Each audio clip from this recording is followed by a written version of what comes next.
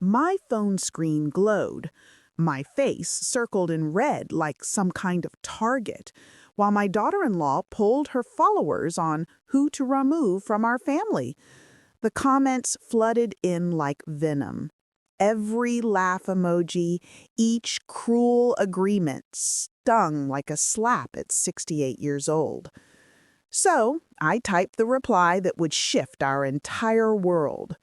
The house you live in isn't your husband's. It's mine. And I just decided to remove you from my property. If you're watching, subscribe to Shattered Voices and drop where you're from below. Now, let me explain how this began. I was parked outside what everyone believed was my son's home, holding the deed that told the real story. It started with what should have been a happy family moment. David, my 42-year-old son, had earned a promotion at his accounting job. Stephanie, his wife of 15 years, declared this called for a family photo to share online. You know how it is. Nothing's real until it's posted. "Martha, stand over there," Stephanie directed, pointing to the very edge of our group. Not Mom, like she once said, just Martha, in a tone she'd perfected lately, as if I were staff instead of the woman who raised her husband. I took my assigned spot, watching her arrange David and their teens, Emma and Josh, at the center, the perfect core family. I was the addition, the piece that didn't match her vision. The photo she selected was beautiful. David looked sharp in his new suit, the kids all smiles, and Stephanie radiated satisfaction. Even I looked okay, smiling warmly, though set slightly apart. I had no idea what she planned to do with that image. 3 days later, my neighbor Carol came to my door, upset. "Martha, you need to see this." She handed me her phone. There was our photo, but now my face was circled in bold red. The caption read, "Family game. If you could remove one person from this picture, who would you pick? I think you know my answer." My heart sank. I scrolled through the comments, each one a new cut. Obviously the older lady. Why is she even in it? Time for assisted living. Your family would be cleaner without the extra weight. Stephanie had responded to each with laughing emojis and hearts. My pain was her content. Sitting there, I remembered buying that house 12 years back. David had just married Stephanie. They were in a tiny apartment, swamped by debt. My late husband Frank and I had just received an inheritance. "Mom, we're house hunting," David had shared one Sunday. "But everything's out of reach." I watched Stephanie avoid eye contact when money was mentioned. Frank and I talked for weeks. We decided to buy a house outright, a lovely colonial with space for future grandchildren. But I placed it solely in my name. A safety net, we thought. David and Stephanie were thrilled. They paid modest rent at first, just covering taxes and upkeep. It felt good to give them a start. But over time, Stephanie's story changed. I became David's mother who helped with the house, then just David's mother. Eventually, most thought David had bought it himself. I never corrected them. It was about family, not credit. After Frank passed 5 years ago, I stopped charging rent entirely. "Your family," I told David. "This is what we do." Now, in my car, I saw how completely I'd been written out of our family story. My phone buzzed, more comments. But one stood out. "That's someone's mother. How would you feel?" Stephanie fired back. "Some mothers-in-law earn their place. Others just expect it. Respect is earned, not given. Earned? I thought of all the Sunday dinners, the babysitting, the emergency funds, the license course I paid for. I thought of my house where they'd lived cost-free for years. What more did I need to do to earn my place? My phone rang. David. Mom, we need to talk. Finally, I thought. He'll defend me. Stephanie showed me your comment. That was too far. David, did you see her post? It's a joke, Mom. Social media stuff. But saying you own our house? That's crossing a line. David, I said slowly, I do own it. My name is on the deed. I bought it. Remember? A pause. That was different. You bought it for us. It's been our home for 12 years. Yes, your home in my house. Mom, be serious. We've poured our lives into this place. The kitchen, the bathrooms, the yard. This is where my kids grew up. With money I saved you by not collecting rent, I noted. Another longer pause. His voice turned cold. What are you threatening to do? The question hung there. What was I doing? A day earlier, I wouldn't have known. But a day earlier, I hadn't been a public joke for my family. I'm not threatening. I'm stating facts. Your wife seems confused about who owns what. That evening, I used my key and walked into the house. Martha! Stephanie's voice was sharp from the kitchen. What are you doing here? I live here, I said simply, taking in their changes, new paint, new furniture. It felt foreign, though every inch was legally mine. David appeared. Mom, you can't just walk in. This is our home. Actually, it's my home. You live here. Stephanie stepped forward. This is ridiculous. You haven't lived here in 5 years. But I've owned it for 12. I pulled out my phone. Would you like to see the deed? Emma and Josh appeared, confused. Grandma? Is everything okay? Upstairs, Stephanie told them. The adults need to talk. The way she said adults didn't include me. David lowered his voice. You're upset about the post. Stephanie went too far, but you can't use the house as leverage. I'm asserting my rights as the owner. Stephanie crossed her arms. We've lived here 12 years. We've improved it. We have tenant rights. You can't just evict us. Actually, I said, my lawyer explained today, with no lease and no rent, you're considered guests. I can ask you to leave with 30 days' notice. Their faces paled. You called a lawyer? David whispered. Robert Patterson. He handled your father's estate. He knows our affairs. Stephanie's mask slipped. You bitter woman. You hate that we're happy here. What you've built, I said quietly, is on my foundation. And you've built it while mocking the woman who provided it. David looked torn. Mom, please. Stephanie, apologize. Mom, let's make this official somehow. But I was done bending. It is official, David. It has been for 12 years. I'm just done pretending otherwise. The next morning, in Robert's office, he laid out my legal position. You're within your rights, Martha, but it will get messy. They might argue equitable interests for improvements. What do I owe them for changes to my property without my consent? He almost smiled. Very little. But Martha, this could end your relationship with your son. I thought of the comments, of David calling me vindictive. Maybe that's already broken. We discussed options: eviction, a formal lease, selling.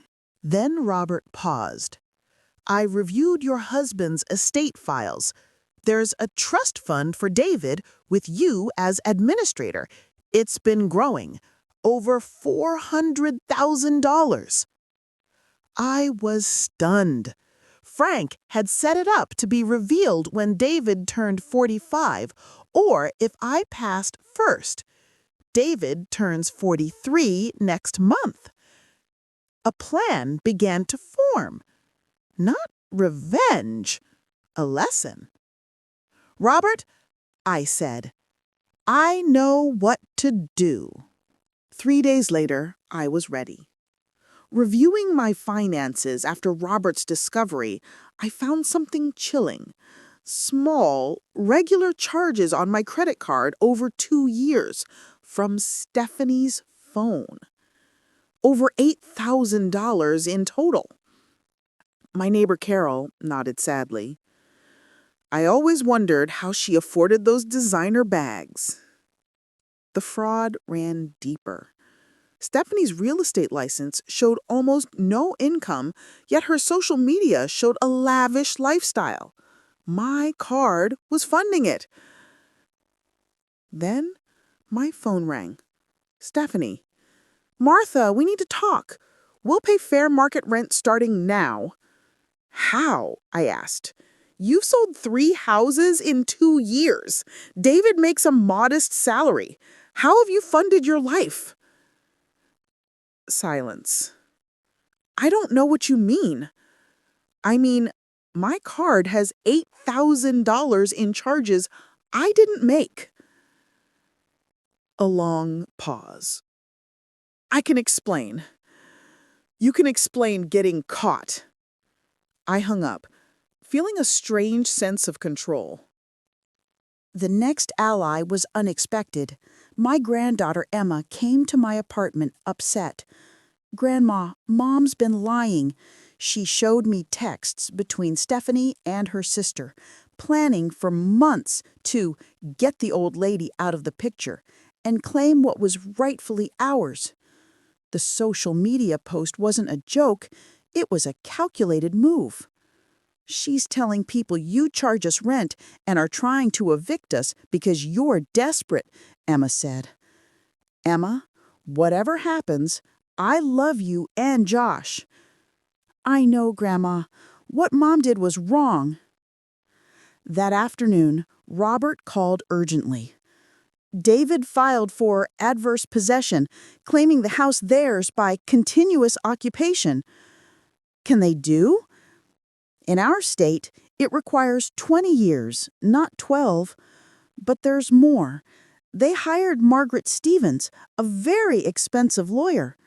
On their income, they can't afford her. How are they paying?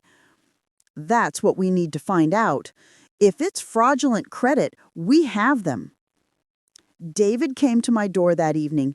Mom, let's end this. We'll pay $2,000 monthly rent. You drop the credit card talk. And if I refuse? Then we see you in court. Our lawyer thinks we have a case for adverse possession and will argue you're not competent to manage property. They threatened to have me declared incompetent. I remembered a lesson from long ago. David, remember when you were 8 and broke Mrs. Henderson's window? He looked confused. Yeah. I told you breaking the window was an accident, but lying about it was a choice. We apologized, and you paid from your allowance. You learned responsibility. What you're doing now isn't an accident, it's a choice. When he left, I felt a strange resolve. My grandson Josh called next. Grandma, I found something. He brought me a folder from Stephanie's desk labeled M. Jenkins Strategy. Inside, records of my finances, social media, even health details. Printouts of credit applications with my information but her contact details. 6 fraudulent cards. Notes on maxing them out and claiming identity theft. Recordings of my phone calls with David, saved to claim I was losing my memory.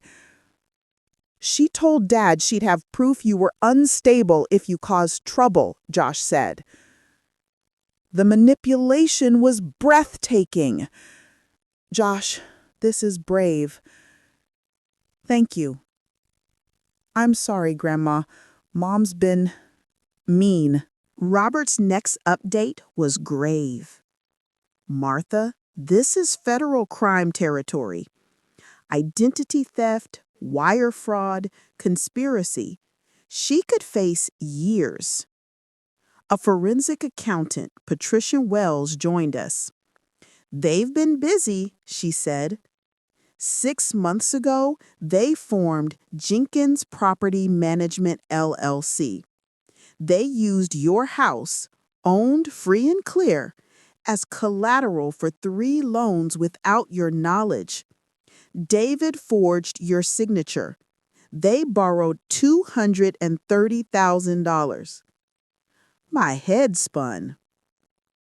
There's more, Patricia continued. They bought a Florida condo for $180,000 cash. And someone made unauthorized withdrawals from David's trust fund, $40,000, using the medical power of attorney you gave David last year.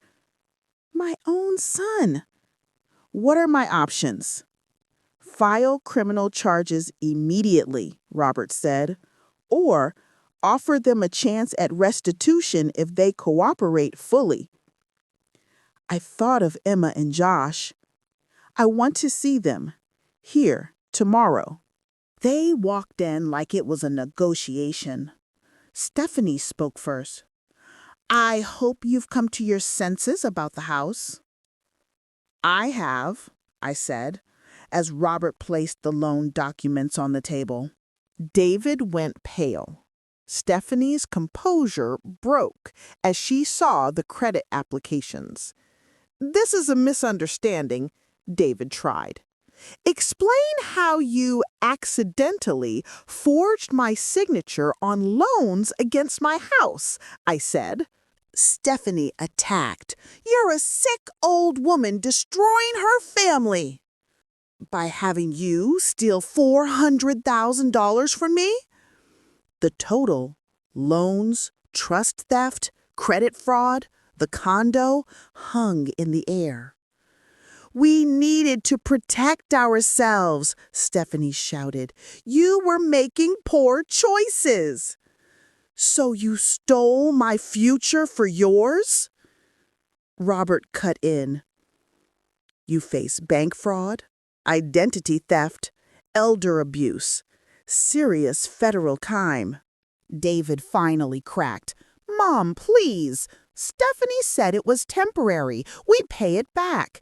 With what business? The fake one you created to move stolen money?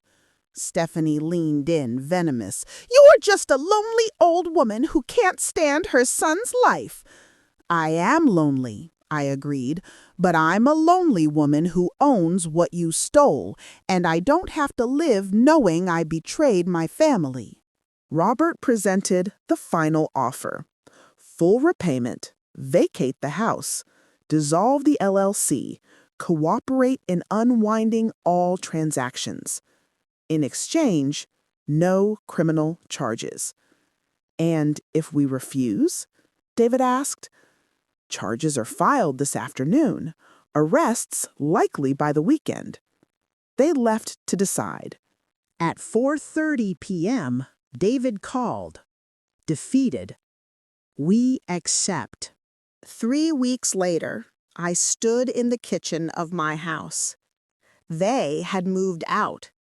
The condo was sold. Loans repaid. The trust restored. Emma visited, bringing a forgotten box. How are you, Grandma? I'm good. How's the apartment? Small, but honest, Dad seems more like himself lately. Sometimes you must lose everything to remember who you are. Come for dinner Sunday? She smiled. Only if you make your pot roast. After she left, I walked through the clean, quiet rooms. It was mine again, free of lies. That evening on the porch, I shared an old photo of Frank and me. Sometimes you have to fight for what matters. Peace isn't no conflict, it's justice. Comments poured in, but Emma's mattered most. Love you, Grandma. Thanks for showing integrity isn't negotiable. The house was calm, but full of truth. And truth, I've learned, is the most solid thing to build a life upon. Thanks for listening. If you found strength in this, subscribe to Shattered Voices and share your own story below. Your voice matters.